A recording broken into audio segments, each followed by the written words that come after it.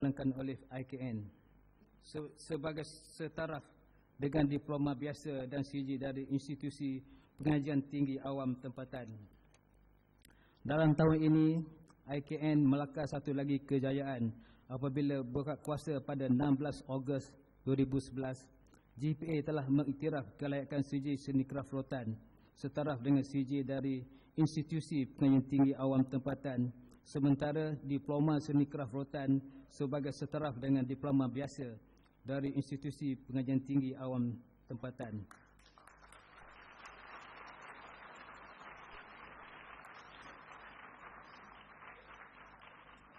Dengan pengiktirafan ini, ia membolehkan graduan IKN dilantik ke jawatan-jawatan yang bersesuaian dalam Perkhidmatan Awam Malaysia. Bagi memacu IKN ke arah kecemerlangan, pelbagai usaha dijalankan, antaranya program bersama industri yang bertujuan untuk meningkatkan kualiti dan melengkapkan kemahiran pelajar bagi membolehkan proses pemindahan teknologi dalam pengeluaran bersama usahawan serta usaha untuk memantapkan kurikulum pengajian IKN supaya seiring dengan perkembangan semasa industri kraf negara. Sepanjang tahun 2010, pelajar dan tenaga pengajar IKN telah memenangi beberapa anugerah di pertandingan peringkat kebangsaan. IKN telah memenangi hadiah anjuran Malaysia Timber Industry Board atau MTIB dan juga turut memenangi hadiah dalam pertandingan Piala Seri Endon 2010 anjuran Yayasan Budi Penyayang. Harapan saya semoga para pelajar dan juga tenaga pengajar IKN akan terus berusaha untuk memenangi pelbagai anugerah lain pada masa-masa hadapan.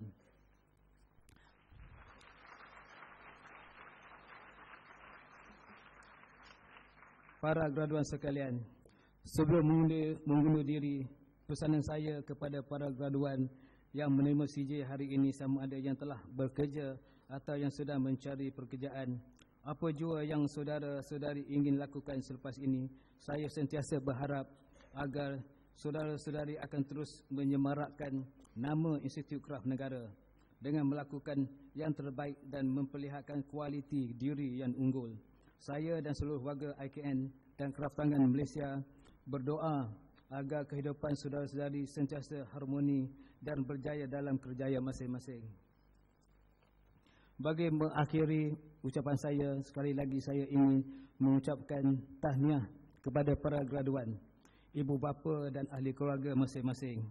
Saya juga ingin mengucapkan syabas dan terima kasih kepada tenaga akademik, pentadbir dan staf IKN dan Kraftangan Malaysia kerana jasa bakti anda telah memungkinkan para graduan menerima CJ mereka pada hari ini. Tidak lupa juga setinggi-tinggi penghargaan kepada pihak Rusia yang telah bertungkus lumus menjayakan Majlis Convocation ke-10 Institut Kraf Negara. Semoga sumbangan ini akan berterusan dan mendapat keredaan Allah Subhanahu wa taala. Sekian, wabillahi taufiq wal hidayah. Wassalamualaikum warahmatullahi wabarakatuh. Majlis mengucapkan ribuan terima kasih di atas ucapan itu tadi.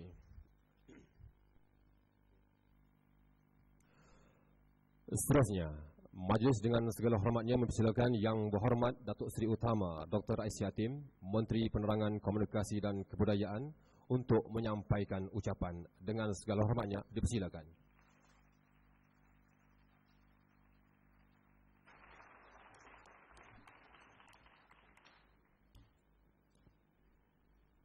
Bismillahirrahmanirrahim.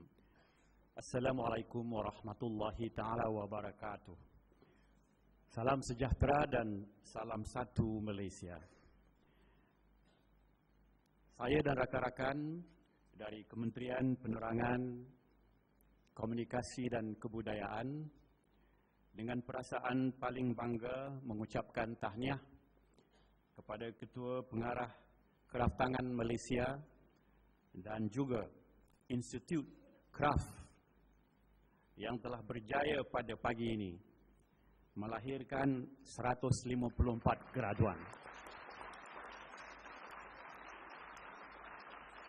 Terima kasih dan penghargaan juga kita tumpukan kepada Ketua Setiausaha Datuk Seri Kamarudin Syaraf dan Yang Berbahagia Datuk Haji Abdul Ghaffar bin Tambi, seterusnya terhadap Hajah Zuraida binti Mukhtar, Pengarah Institut Kraf Negara, para pensyarah, bimbingan dari ibu bapa, hadirin hadirat yang dimuliakan. Hari ini adalah hari yang bersama sejarahnya dengan mana-mana convocation. Dan pada hari seperti ini, kita bersama-sama menadah tangan, bersyukur kehadrat Allah lantaran satu lagi segmen kejayaan telah dapat kita garap dan insya-Allah laksanakan produktivitinya. Bercakap pasal kraft, kita tidak hilang daripada kraft tangan. Oleh itu, perlu saya rasa kita iktiraf juga rangkap yang berbunyi, tudung saji hanyut terapung, terapung dekat pokok berangan. Pagi ini kita berkampung kerana kraft tangan. Apabila kita menyebut istilah kraft tangan, sekaligus kita mempersoalkan dari mana datangnya istilah ini. Saya jawab sendiri dengan mengatakan kraft tangan itu datangnya daripada perkataan kerja tangan. Tetapi lantaran zaman beredar dan pusaka bergelir, maka kraft ditambah kepada kerja, jadi menjadi kraft tangan dan tidak kerja tangan. Perubahan seperti inilah yang membawa kita dari satu budaya kepada budaya yang lain. Cara pinjam meminjam, adun mengadun, maka timbullah industri kita. Dengan lain perkataan, antara perkataan dengan istilah, gabungannya dijadikan sebagai pakaian bibir kita, mulut kita, dan perasaan kita. Terbawa saya kepada sejarah bagaimana masyarakat Swiss pada satu ketika dulu sebelum tahun 1900, manakala seorang yang bernama Frederick Weiss cuba mewujudkan satu jenama bernama Rolex. Jam itu sekarang berada di tangan setiap pemimpin besar dunia. Jam itu sekarang dianggap sebagai mercu standard, ataupun sesuatu yang sangat diingini oleh setiap insan yang mempunyai perasaan seni. Bukan saja Rolex, tetapi selepas itu kita mempunyai jenama-jenama yang lain. Dalam dunia jam tangan, dunia jam dinding, dan juga dunia rekaan. Sama ada rekaan berkaitan dengan tekstil ataupun rekaan berhubung dengan kerja tangan itu sendiri. Hadirin yang dimuliakan, apalah gunanya bagi saya menyebutkan Mr. Weiss yang mencurahkan namanya kepada Rolex? Dan apakah gunanya bagi saya menyatakan tentang orang Switzerland ini yang duduk di negara yang sejuk, diapit oleh the Alps dan diserbu oleh angin yang kuat dengan bekuan air setiap tahun, berbanding dengan kita di Templars Park yang berhampiran dengan rawang dan ibu bapa yang datang dari semua pelosok tanah air bagi anak-anak kita bergraduasi pada pagi ini. Kaitannya sangat rapat, yaitu sesuatu engineering ataupun kejuruteraan berkait rapat dengan seni. Setiap yang kita lihat di sebalik fisik atau jirim ada yang indah. Di setiap yang buruk, yang terbiar, ada yang indah. Di setiap pemalsuan, ada yang benar.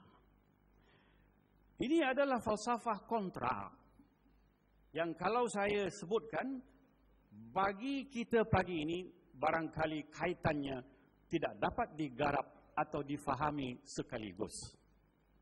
Baiklah saya beri contohnya. Kita ambil sebatang buluh, tetapi setelah buluh itu dipotong, kita buang sahaja. Selepas sama ada kita hendak melemang atau menyediakan lemang, ataupun masa dahulu semasa kita nak membuat tengkelak menangkap ikan. Hari ini buluh itu di negeri Jepun dan di negeri China merupakan sumber alam yang sangat mahal. Begitu juga bahan-bahan kayu yang dibuang oleh orang yang buruk, tetapi sudah menjadi craft yang tinggi nilainya. Seperti dilaksanakan di Pahang, di Terengganu, di Kelantan, dan di lain-lain tempat. Alhamdulillah, perubahan konsepsi ini, perubahan falsafah hidup ini sudah mulai ada pada kita. Dan saya hanya harus menyatakan tahniah oleh kerana kraft tangan sudah mempunyai mata ketiga. Kita hanya mempunyai 2 mata.